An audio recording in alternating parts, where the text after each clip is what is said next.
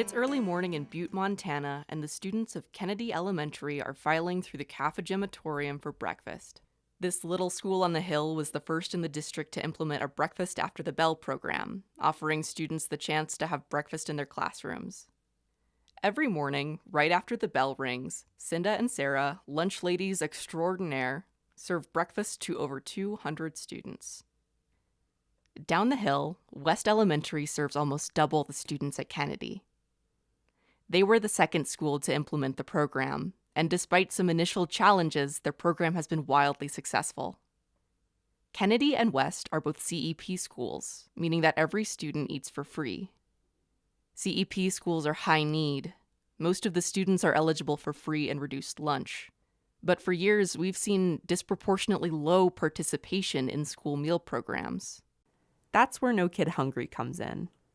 Our mission is to end childhood hunger by connecting kids to the healthy food they need.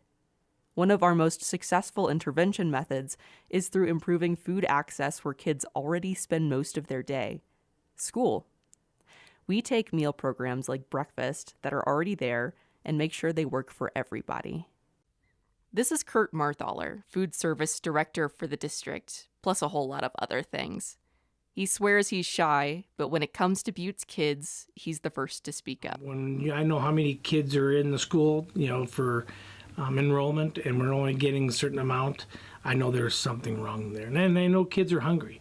So number one, I guess, is trying to feed more kids and to make sure no kid goes hungry in the Butte School District. We serve breakfast in the classrooms. We deliver the kindergarten and the fourth grade to their classrooms, or in totes. We do the milk and the juice and all the food. We put them in the totes and bring them down to the classroom. The good thing about Kennedy is we're doing 3 different models now, and West was 2. But it's trying to figure out the layout of the school, trying to figure out the staff of the school, and even the kids of the school, trying to come up with the best model. And I think that's the toughest part. But once you find it, boy, it just works. Yeah, at first I was against it. I thought maybe, because the kids met in the morning, they could visit with their pals at the table. And I thought that might break up friendships, But I think what it's done is giving kids more time to eat.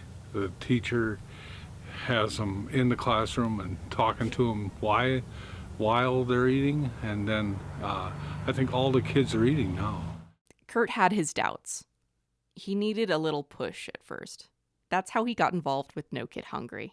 That we got to do something different is what really triggered me to, I guess, No Kid Hungry. They reached out to me, and I guess when you have a resource like No Kid Hungry, the PRC Vistas, it just makes everything so much easier because they're walking you through the process. Here's what, they've been through it. Here's what works, here's what doesn't work. Okay, so we've heard the terms VISTA and PRC a couple times. What do they mean? Vistas are volunteers in service to America. You've probably got one in your community. We're everywhere. The PRC is shorthand for the Prevention Resource Center, a government agency housed under the Corporation for National and Community Service, which supports No Kid Hungry Vistas. Put those together, and you've got a PRC Vista serving No Kid Hungry. But you can call me Haley. The results have been nothing short of incredible. These schools went from 40% participation to 80% within the first month of implementation.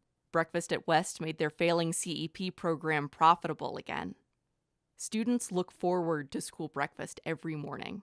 And for 1 in 6 Montana kids who suffer from food insecurity, a healthy, accessible breakfast every morning is a big deal.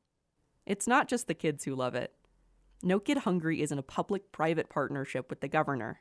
This is one of his top priorities.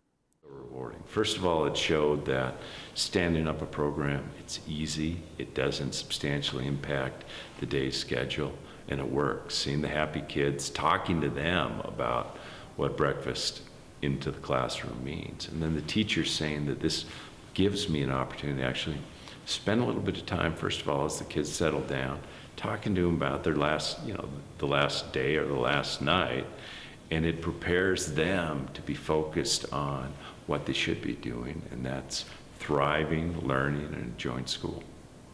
An interest in removing any obstacle that a child faced. If you think about all initiatives, whether it's public or private in government, of, you want to increase, you want people to be able to get jobs, or you want people to be able to graduate or score high on their tests, or any other initiatives, if your basic needs aren't met, I think you're going to have a hard time achieving or being successful in meeting certain goals within those initiatives. And one of those is giving our kids in our communities, in our state, and even our country the best opportunity to reach their academic potential so they can succeed in whatever they choose to do.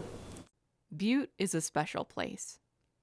The ghost signs, the crumbling brick, the head frames that tower over uptown give you the sense that you're walking through the past. You might think that in such a historic community, people would be resistant to change. But that's not true at all. It's growing, and at the heart of that growth is how Butte takes care of its kids. I love to see all the children. I love to see their smiling faces. I love to talk to them. I love to ask them about their day and the hugs. This is a great program, and it's really turned out to be a great program. Everyone eats. The food is nutritious. We got to make sure that this continues forever, really, for as long as we have kids.